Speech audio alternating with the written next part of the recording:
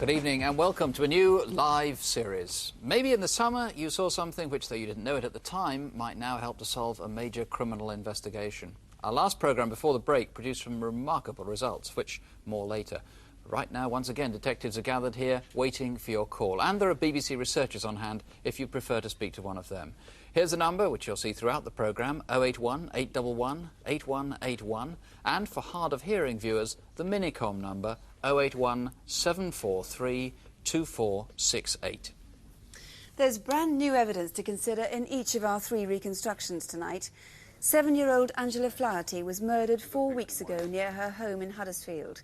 Police now have clear fingerprints from her bicycle. Perhaps you can help trace the person they belong to. In the investigation into the murder of Mrs. Penny Bell from Denham in Buckinghamshire, a new witness reports seeing a man getting into her blue Jaguar less than an hour before she was murdered. And police investigating the kidnap and murder of 18-year-old Julie Dart from Leeds reveal new clues contained in letters they've received from the killer. 2 weeks ago at Oxford Crown Court, 2 men pleaded guilty to charges of armed robbery. Shots had been fired into the cab of a security van.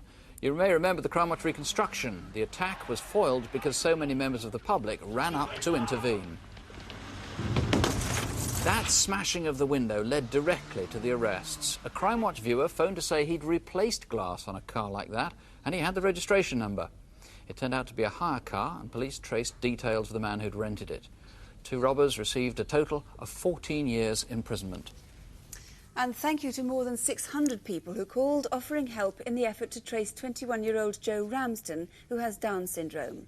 There was a lot of information for police to work through, including many suggestions on the identity of the man with the patterned jumper seen crossing the road with Joe in Bridport on the afternoon she disappeared.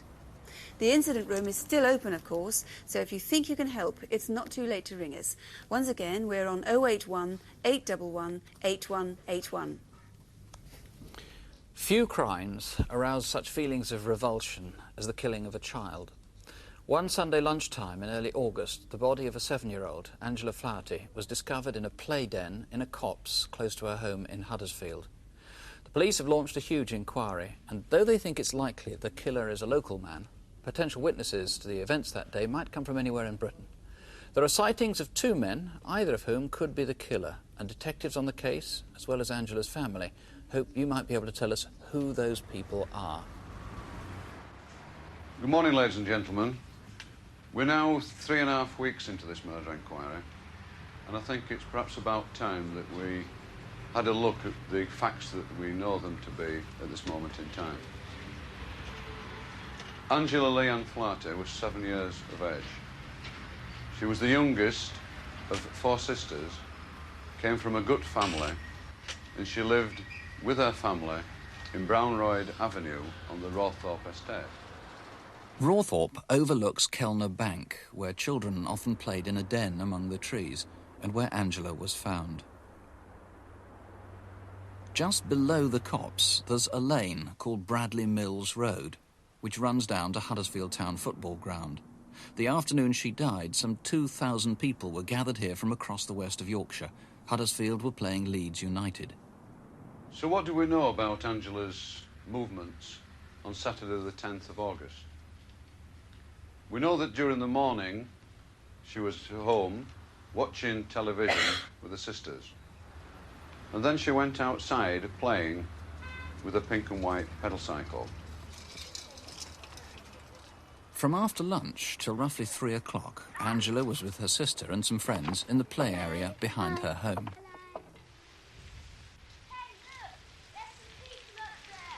At 3, she was seen with a friend not far away at Rawthorpe Infant School. Can we come up? No, you're too little. I'll call the caretaker. He's gone home. Come on, Michael.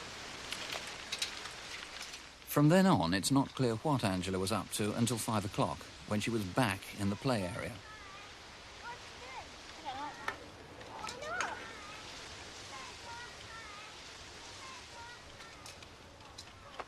Sometime before 5:30, she pedalled off behind some houses above the slope of Kellner Bank. She wasn't seen alive by her family again. Around 10 to 6, Susan Duncan was driving home from the market where each Saturday she sells clothes. Her route brought her right behind the cops as she made her way up Bradley Mills Road. When he landed, he lost his balance practically, and he started running up the hill hell for leather, as if somebody was after him. He looked about age 16. He had fair complexion. He was a medium height and wore all beige clothing, and his T-shirt wasn't of the baggy type. It was close-fitting, and I could see his waist quite clearly, which in my opinion looked to be 28 to 30 inches. He was extremely slim. This man may have been there for some very innocent reason, but he could be our killer. It is vitally important that we trace this youth and interview him. Sometime before 8, more than 2 hours after Angela had cycled off, Tom Smith and his sister Kate were driving down the hill behind the cops. I saw him stood looking back into the woods where he just jumped from. I just thought it was funny. Black hair, medium weight, blue jeans and a grey-white coat with a blue stripe down the arm.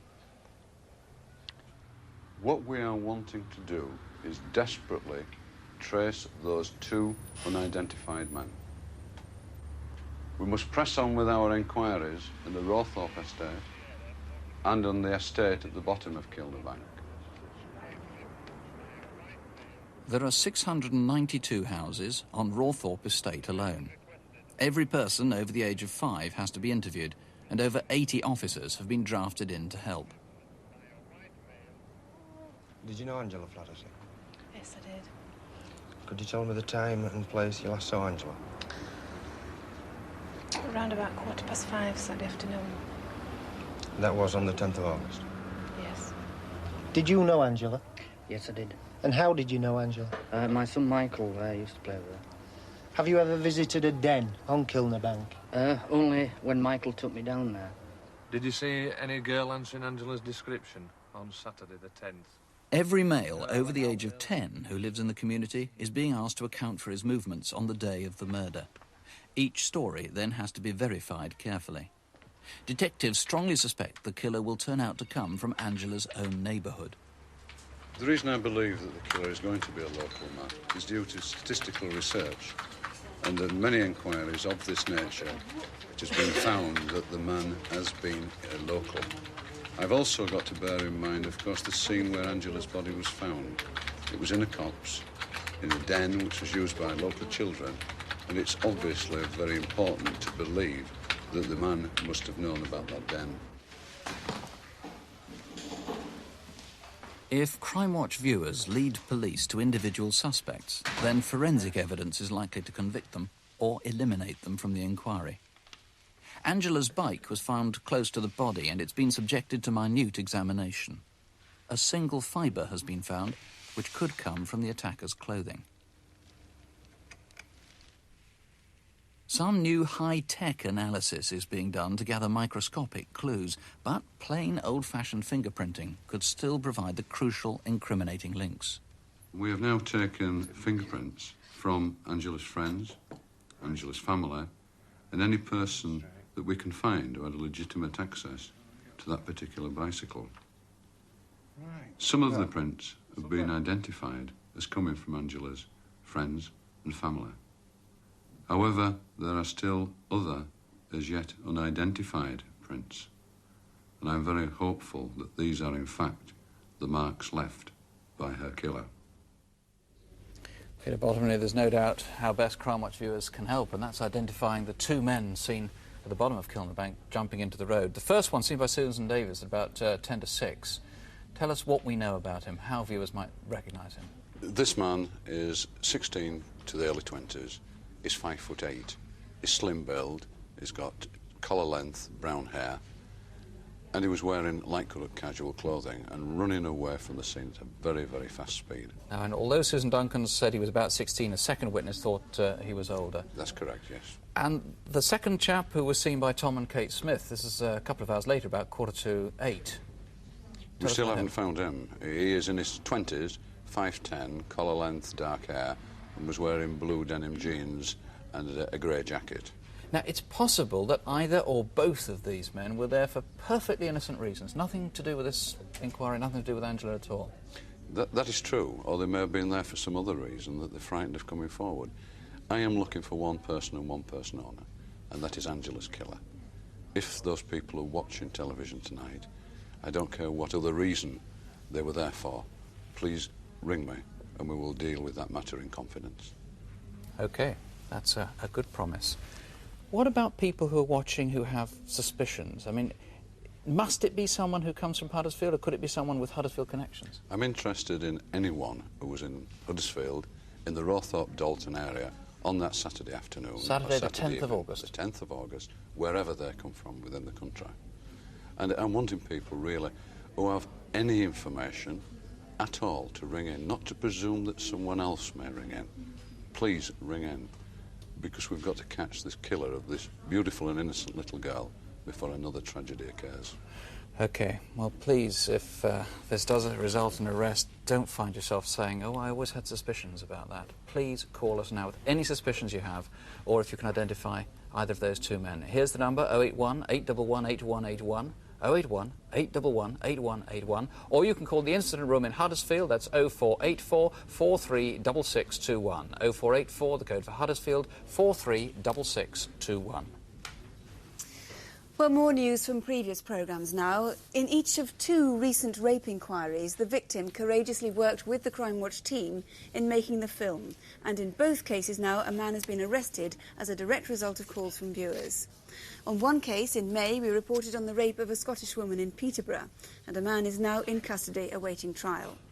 In the other case, last October, a 17-year-old girl was abducted in Ealing and raped by a man who had a Londonderry accent and was driving a distinctive red Cortina car. Do you want a cigarette? Thanks. John! Well, while the programme was on the air, a viewer contacted us, giving detectives an address where that car would be found. We also received a call from another woman who'd been attacked by the same man. Last month, a man was found guilty at St Albans Crown Court on 2 counts of rape and 1 of abduction. He received a sentence of 7 years for each rape and 3 years for abduction, to run concurrently. Another viewer rang with an address for a man detectives had appealed for on photocall in connection with a serious assault. Police called at a house in Wakefield just after Crimewatch Update had come off the air, and a man has now been charged with rape. And a viewer put a name to another photocall face. A building society robber in West London has now been arrested and charged with robberies in London and East Anglia. Well, let's see if we can have as much success with this month's photocall. To take us through the faces of Detective Constable Jackie Hames and Superintendent David Hatcher.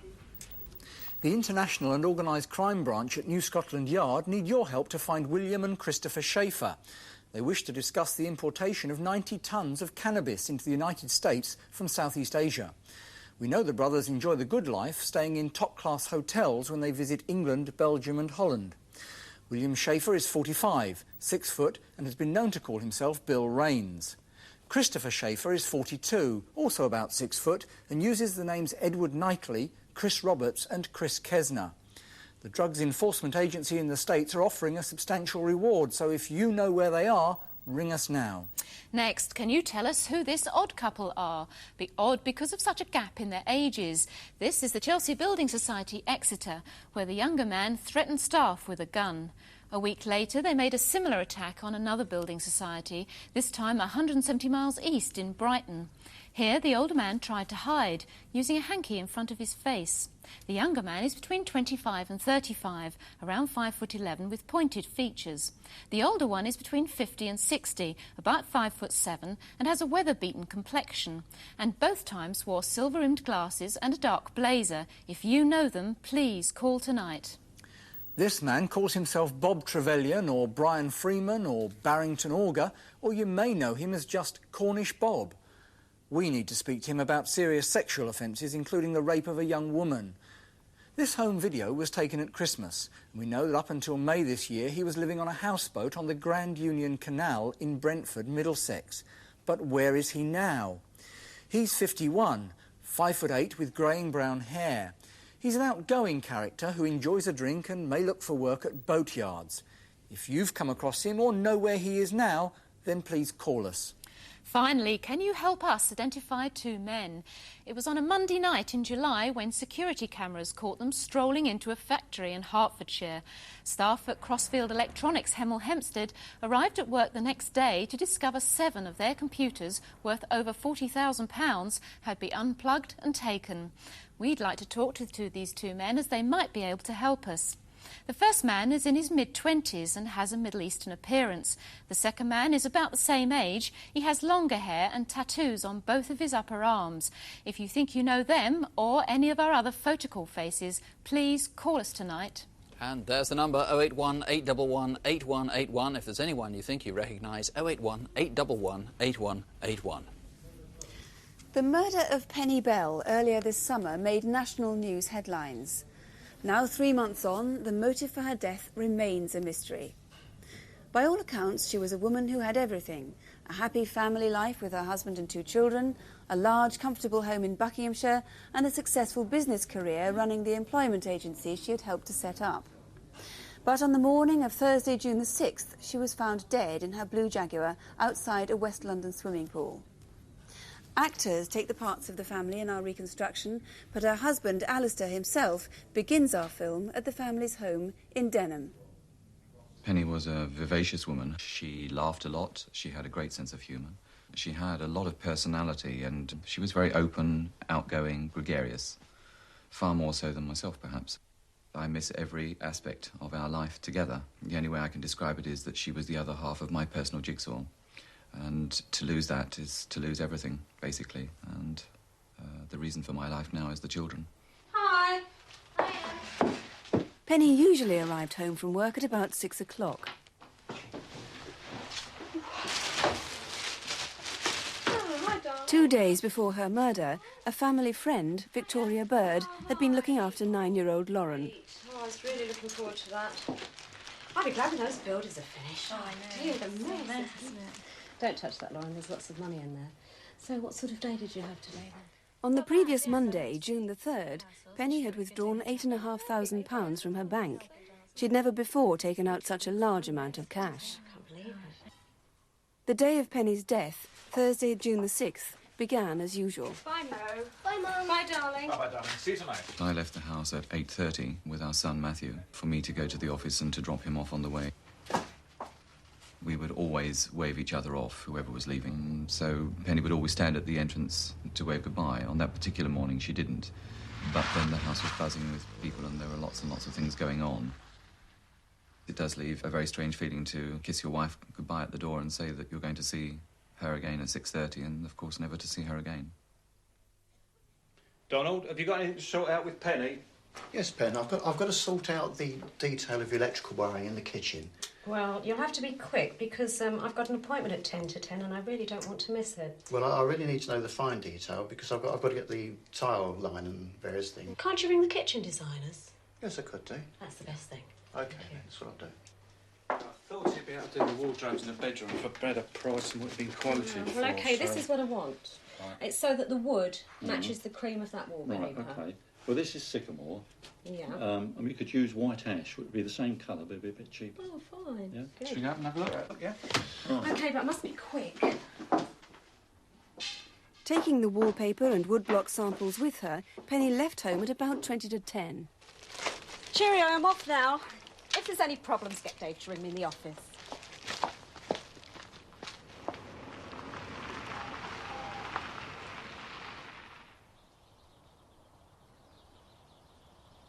This is Black Park in Iver, a 5-minute drive from Penny's house.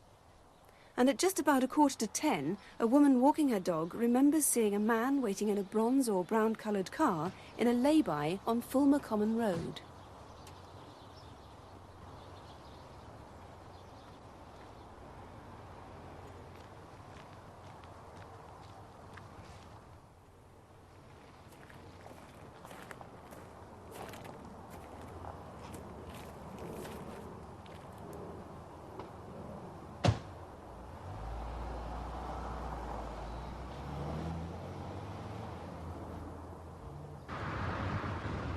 Penny's usual route to her office in Kilburn was along the A40. But it was in Greenford, shortly before 10:30, that a lorry driver saw a car like Penny's. Chris Lamport remembers a blonde woman driving very slowly along Greenford Road. There was a male passenger. She was looking as though she was trying to park the car, but the gentleman kept correcting her steering and kept making her carry on down the road. I presumed it was a new car for her, so she was learning how to cope with it. After a little while, it seemed safe for me to overtake, so I overtook. I saw a gentleman with his hand on the steering wheel, and he was wearing a gold chain on his right wrist.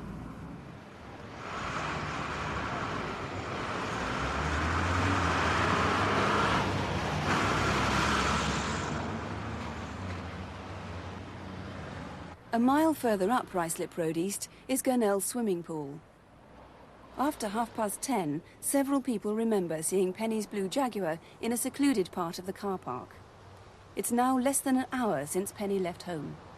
As I walked past, I noticed the windscreen wipers and the lights were flashing on the car, which I thought was very odd because it was a nice sunny day. I didn't look in the car to see. I just kept walking. At about 11:15, a man was seen leaving the car park. He looked unusually smart to be going swimming and wasn't carrying any kit. One side of his face seemed disfigured in some way.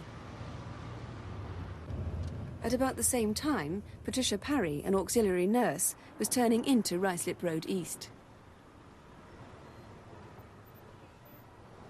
There was a car I could see in the distance up Gurnell towards the swimming pool, really motoring it. And I thought, well, I'll get out before him, which I did. And as I was driving along the Ruislip Road, he was right up behind me. He flashed me, hooted me to get out of the way, and I was angry because he was just driving so fast. I thought, well, I'm not letting him pass.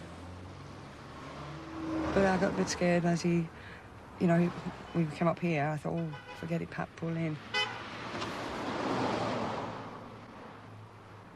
Penny's murder was discovered at 12 o'clock. She'd been repeatedly stabbed. The wallpaper sample was spread out on the centre console of the car.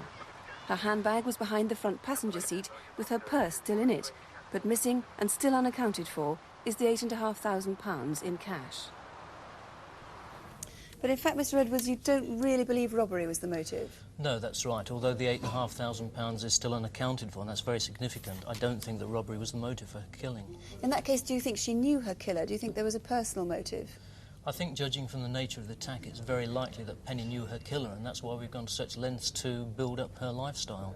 Is there a side to Penny's life, then, that you don't know about, do you think? Well, we have a home video of Penny, in fact, which is a very good likeness of her. And from all our inquiries that we've been able to make, we know that she was happily married, a successful businesswoman, and to all intents and purposes, no motive whatsoever for killing her. So if anybody out there tonight does know more about her, please do ring us. That's right. Now, this is the wallpaper which was spread across the Jaguar's central console when she was found. What do you think the significance of that was? Why do you think it was open there? Well, it was spread in such a way that she was either showing it to somebody or browsing through it, awaiting the arrival of somebody. We know that she'd shown it to a carpenter that morning to get a second opinion on the colour match, and what we're asking ourselves is whether she had made arrangements to meet somebody else regarding the paper. Certainly we know that she told the builder she had an appointment at 10 to 10, and that could very well have been the man that was seen in the lay-by at Fulmer Common Road. Yes, the timing is certainly consistent with that, and also the witness is fairly confident that the woman she saw was Penny.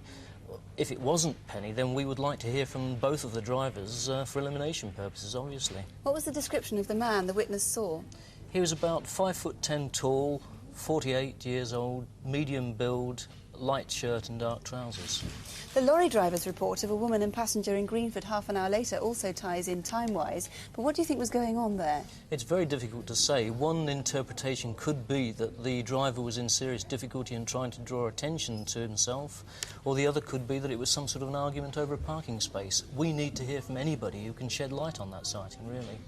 And you're sure that the murder actually took place at the swimming pool car park? Yes, that's the one thing that we can be sure of, and that being the case, we're very interested to hear from anybody who was in that car park between 9 and 12 who can tell us anything about that. Right. And indeed, for elimination purposes, anybody, any female who may have been driving a blue Jaguar in that area early in June, please do ring us. In fact, if you think you can help at all, the number here in the studio is 081 811 8181, or you can phone Rislip station on 0895 254 833. That's 0895, the code for Rislip, 254 833. Calls coming in quite heavily just at the moment. One of the surprises so far is that a number of them have been about Joe Ramsden, the 21-year-old with Down syndrome who disappeared from Poole in Dorset much earlier this year. We just gave a reminder and an update on that earlier on in this programme. Several addresses to be checked out from Photocall, and some places no doubt will be visited this evening. On the Angela Flaherty reconstruction, several calls giving possible names and addresses throughout the north of England, one actually quite far down to the south too. Well, thanks to viewers to our programme in June, I can report a result on an incident desk case. A man has been arrested for a series of violent sexual assaults on women in Birkenhead. He's now been charged with 3 counts of rape and 2 of indecent assault. Well, let's try and do as well again tonight with some new appeals in brief. Here again are Jackie Hames and David Hatcher. On the 30th of July, an off-duty policeman witnessed an armed robbery on a Securicor van. It happened in St Leonard's Road, Northampton. The robbers drove off in this Golf GTI, and as the officer tried to block their way, they shot at him. Luckily, he wasn't hurt. The 2 men were both dressed in sports gear. The younger man was between 20 and 25, about 5'8", and a slim to medium build. The other man was between 30 and 40, 5'10" to 6 foot, and had a pot belly. So, if you think you recognise these 2, please call us now. Next, a fire in south-east London that led to a murder inquiry. This is a disused warehouse in Copeland Road, Peckham, and it's 11 p.m. on August the 8th. After the fire brigade had put out the blaze, they discovered the body of a man who'd been beaten over the head before being doused with petrol. We think he's between 40 and 60 years old, 6 foot tall, had brown hair which was going grey and receding, and these distinctive whiskers. He also wore dentures.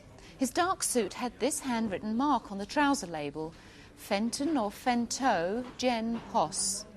If it is a hospital, we can't find it. Maybe you know what it means. If you think you know anything that will help the murder team, ring us now.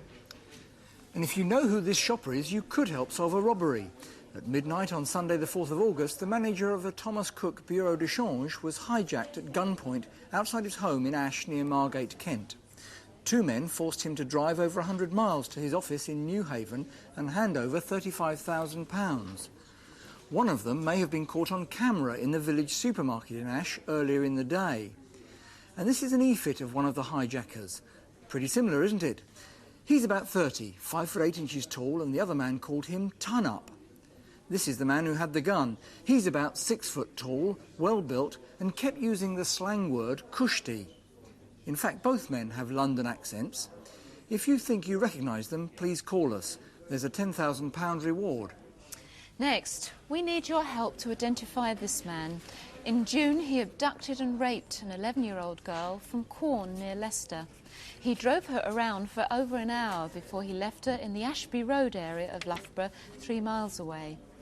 He's in his mid-30s, 5'9", with a slim face and fair hair.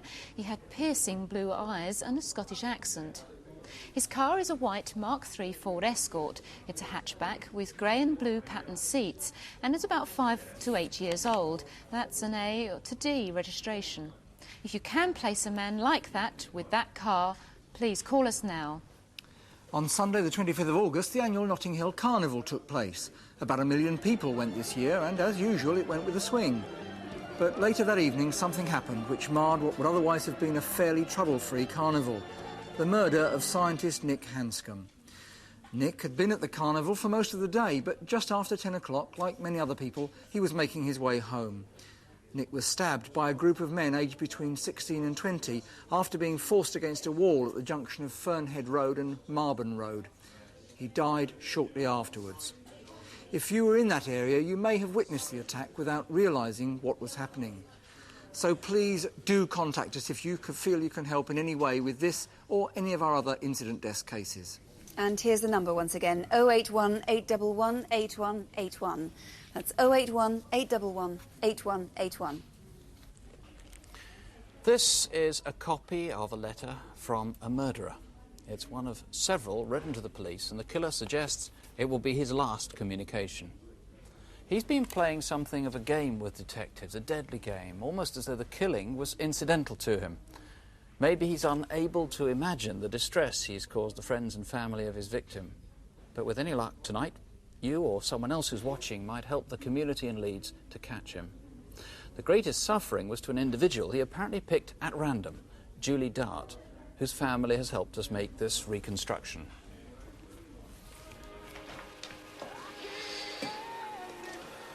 It's Tuesday the 9th of July, and Julie spent the evening with her boyfriend Dominic and two members of his family.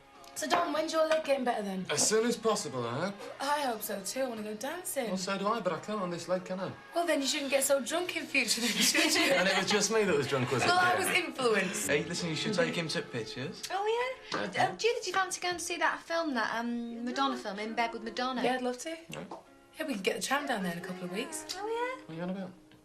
They're introducing trams to Leeds. No, it's not a tram, it's a monorail. No, still a tram. It's a monorail. Julie, she was just a nice, pleasant, everyday 18-year-old girl. She was happy, bubbly, honest, and very, very trusting to people. She was just that sort of person. She'd go out, she liked to drink, she liked dancing. She went to the karaoke. She enjoyed it. She enjoyed singing. She couldn't sing, but she enjoyed going and joining in. Just about a month before she died, she started changing her hairstyles and trying different makeups and just growing up. She coloured her hair and then she put it back to her own colour because I said I didn't like it, really. She didn't have any problems at all as far as we were concerned. None at all. She was just happy, go lucky, just as she always was. That evening, at about 7:45, Julie left for work. Right, I'm off to work then. She told her boyfriend and her family she worked at the LGI, Leeds General Infirmary. But since Julie's death, police have discovered that was untrue. In fact, in the few weeks before she disappeared, she'd been seen regularly on the streets of Chapeltown. And she was here that Tuesday night. I was driving down Spencer Place, and just as I came to the junction of Leopold Street, I noticed the girl who used to go to school with us, Julie Dart, standing with a mixed race girl. Julie, I presume, recognised me because she turned away as if embarrassed. Julie had been wearing a black skirt and mauve and black jacket when she left home. Where did she change her clothes before arriving here in Spencer Place? Then, at 9 o'clock, Julie rang Dominic. Hello? Hi, it's me. Hi. Listen, I'm just ringing to let you know I'm at work, and I'm going to stay at my mum's tonight because I'm working late. Probably won't be finished till 11:30. Yeah, that's all right. I'll see you tomorrow then. Yeah, see you tomorrow. I love you. Yeah, me too. Bye. He remembered hearing music in the background and thought perhaps Julie was calling from a pub. Did you see her make that call? Then, 3 days later, the letter seemed to be in Julie's hand and said she'd been abducted. Help me, please. I've been kidnapped and I'm being held as a personal security until next Monday night. Please go and tell my mum straight away. Love you so much, Dominic. Mum, phone the police straight away and help me. The same day, the police received a disconcerting letter too. Although that letter was typed, it made no direct reference to Julie, but stated that a young woman had been kidnapped from the Chapeltown area. The letter demanded £140,000 from the police. It also included a threat to firebomb a large city centre store if the instructions in the letter were not complied with. West Yorkshire Police sent to the laboratory a handwritten letter and envelope which appeared to have come from a girl who claimed to have been kidnapped. The letter was signed Julie and I was asked to try and establish its authenticity.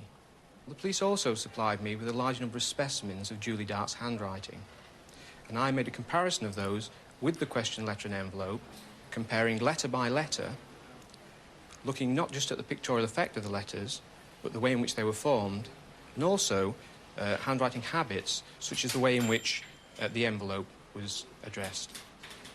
In my opinion, Julie did write the letter and envelope. We set up an incident room. Obviously, we took the letters very seriously and looked into Julie's movements to establish when she was last seen. And then 8 days later, our inquiries took us to Lincolnshire. It's Friday the 19th of July, 10 days since Julie disappeared. This is 90 miles away from Leeds on the B6403 outside Easton, near Grantham. I was travelling to work on the coach, early turn, 6 o'clock start, and I noticed this red car coming out of the track to my right. And it appeared that he didn't know which way to turn. And then as the coach got very near to him, he decided to reverse back into the slipway. 2 hours later, a local farmer visited his fields. We were about to move some cattle from the dairy farm down to some pastures, and we found what was thought to be a package of litter. It was a sheet bound up with a bluey-green rope, which later on proved to be a body.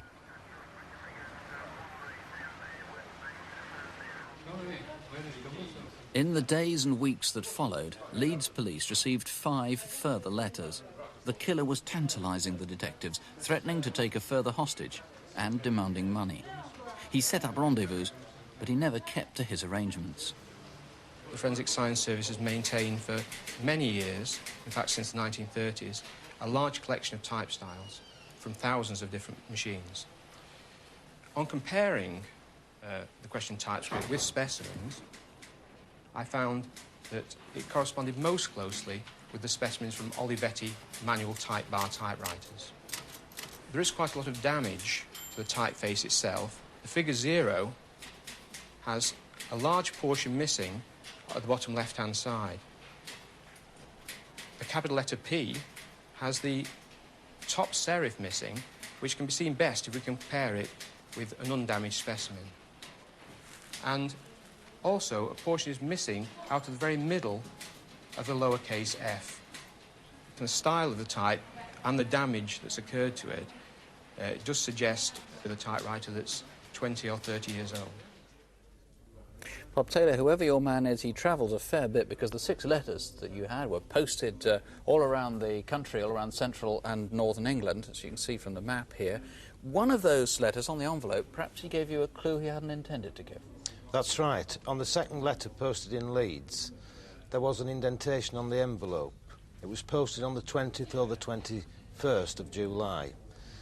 The indentation reads, Mavis, will not be in on Tuesday, Phil.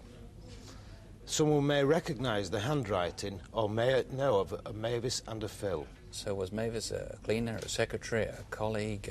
Who was it who wouldn't be in on Tuesday? Whose handwriting is that? And whose typewriter is it? Very distinctive, and maybe anybody who's got an old Olivetti should check it, because it needn't be his own. He might have access to somebody else's.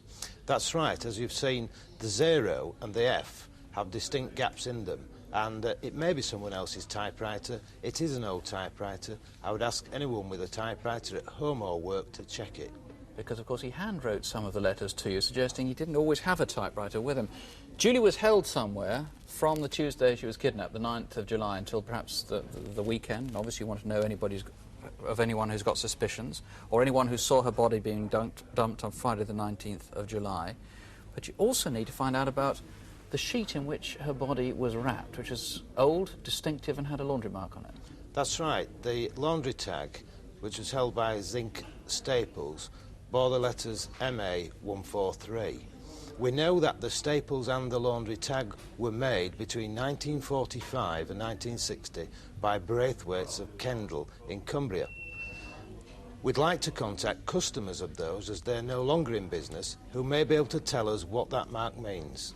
Or someone who's lost a sheet that they were keeping perhaps as a spare sheet that they'd had for many years. That may well be the case. Now, this device here is part of an elaborate plot that he had to extort money, and he's put this together himself. But the most interesting thing about it, perhaps, is that the container itself, which is he's painted the inside of it, has been made from an aquarium or goldfish food container. That's right. It's an aquarium brand fish food container. Maybe he's got access to an aquarium. Maybe he picked it up from a rubbish dump. One doesn't know. He's obviously got some electrical experience. He wired this up himself. He's got some technical knowledge. He has got some technical knowledge, yes. Any other indications of that? Well, in the letters, it does refer to the microns, the thickness of the plastic, and also PIR detector, which is passive infrared. Now, you've got quite a profile of him. You've been speaking to forensic psychologists and working through this yourself. What can you tell us about him, for anybody who's got suspicions or any thoughts which is helping this to jigsaw together? He appears to have a dislike for the police. He's written to the Leeds City Police, and as they ceased to exist as such in 1974, that may suggest he's an older person. He has low literal skills from the letters, the spelling and grammar, so he may well be self-taught. It would appear that he works alone. He has probably not killed before, not a senior position if he is in employment at the moment, and his core aim would probably not be the murder of Julie Dart, but may well be the obtaining of the £140,000 from the police. It's extraordinary sort of blackmail to blackmail the police, because normally blackmailers say don't tell the police. It's as though he's got a grudge against the police. That may well be so, yes. But of course the people paying the penalty, the whole community, are obviously very concerned about him, and of course the individual family concerned. If you can help, please ring Bob Taylor and his colleagues, either here in the studio, 081 811 8181, or you can call the Millgarth Police Station. That's on 0532 413 022. 0532, the code for Leeds, 413 022. Well, we seem to be getting quite a lot of calls in at the moment. All of our photo call cases have had calls. Two interesting calls on William and Christopher Sheffer. Possibly they may be in West London or in Brighton. We've had some calls on the two Building Society robbers in Devon. On the reconstructions, quite a lot of calls on the murder of 7-year-old Angela Flaherty. We're checking those out now. Some of those are suggesting names. And there may be somebody in the building trade called Mick Reed. A caller suggested that he should call in and eliminate himself from inquiries. He lives in the Hayes or Ruislip area, so Mick Reed, please do ring in if you would. And there are plenty more things, but we'll leave it at that for the moment, and perhaps come back with more progress reports at 11:25. The lines here are going to remain open now till midnight, and you can find all the numbers for the police on CFAX. That's page 618. Finally, just before we go, on a slightly less serious note, police in Sussex are looking for Mildred. She's aged 40, she's quite distinctive. She has, in fact, had major bodywork repairs. Her damaged left side shell has been patched up with fiberglass. She's one of 32 tortoises stolen from an animal sanctuary near Lewes. If you've seen her, please do call. And incidentally, you may not know it, it's now illegal to import tortoises into Britain. We'll be back, perhaps with news of Mildred and Crimewatch Update at 11:25. Do join us. If you can't stay up till then, don't have nightmares. Do sleep well. Good night. Good night.